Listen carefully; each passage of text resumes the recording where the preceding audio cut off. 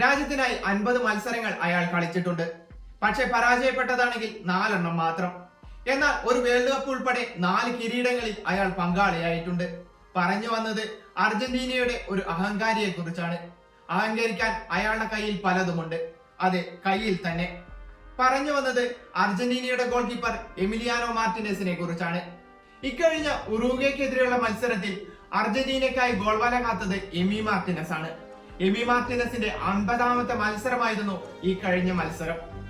50 മത്സരങ്ങളിൽ അയാൾ 36 ക്ലീൻ ഷീറ്റുകളും സ്വന്തമാക്കിയിട്ടുണ്ട്. ലോകത്തിലെ ഏറ്റവും മികച്ച ഗോൾ കീപ്പർമാരുടെ പട്ടികയിൽ എമിക്കും ഒരു സ്ഥാനമുണ്ട്. അത് ഊട്ടിയുറപ്പിക്കുന്നതാണ് ഈ ആസ്റ്റൺ വില്ലയുടെ അർജന്റീനിയൻ ഗോൾ കീപ്പർ.